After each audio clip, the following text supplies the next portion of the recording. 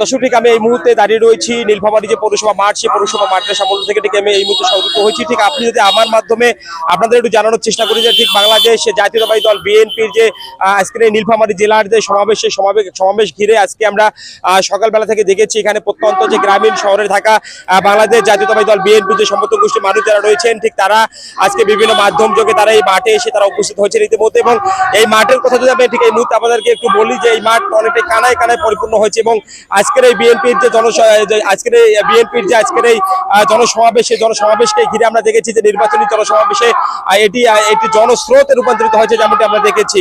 আরেকটি বিষয় যদি আমি আপনাদেরকে একটু জানানোর চেষ্টা করি যে আজকের এই বাংলাদেশ জাতীয়তাবাদী দল বিএনপির যে আজকের এই জনসমাবেশের কথা যদি আমি বলি যে আজকে এখানে আমরা দেখেছি বিভিন্ন লোকালয়ে থাকা যে দলীয় সমর্থক গোষ্ঠীর মানুষ যারা রয়েছেন তারা এই মাঠে এসেছেন। তারা মাঠে এসে দীর্ঘ সময় যাবত অপেক্ষা করেছিলেন। ইতিমধ্যে এই মাঠে এসে উপস্থিত হয়েছেন তাদের কাঙ্ক্ষিত মানুষ যে বাংলাদেশ জাতীয়তাবাদী দল বিএনপির যে চেয়ারম্যান দেশনায়ক তারেক রহমান, তিনি মাঠে এসেছেন এবং তিনি মাঠে এসে এই মুহূর্তে তিনি মঞ্চে আসন গ্রহণ করেছেন এবং তিনি একটু পরে বক্তব্য রাখবেন।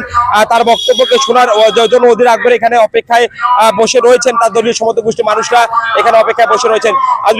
ঠিক এই মুহূর্তে আমাদের সাথে এখানে রয়েছেন বাংলাদেশ জাতীয়তাবাদী দল বিএনপির যে দলীয় সমর্থক গোষ্ঠীর মানুষ যারা রয়েছেন, বিভিন্ন নেতৃবৃন্দ যারা রয়েছেন, ঠিক তারাও ঠিক আমাদের সাথে রয়েছেন।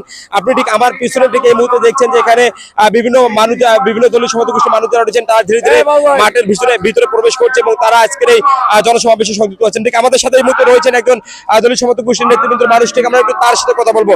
ঠিক আপনার মাধ্যমে জানতে চাই ঠিক আজকের এই জনসমাবেশকে ঘিরে আপনি কোথা থেকে এসেছেন এবং দেশনায়ক তারেক রহমানের কাছ থেকে আজকে কি প্রত্যাশা করছেন একটু জানাবেন। বিসমিল্লাহির রহমানির রহিম। আমরা আসছি জলঢাকা থেকে। ঠিক আছে, আমাদের দেশ নায়ক তারেক রহমান দিক নির্দেশনা দিবে, আগামী দিনের প্রধানমন্ত্রী হবে, সেই প্রত্যাশায় আমরা ধানের শীষের কান্ডারি আসছি ইয়ার জন্য।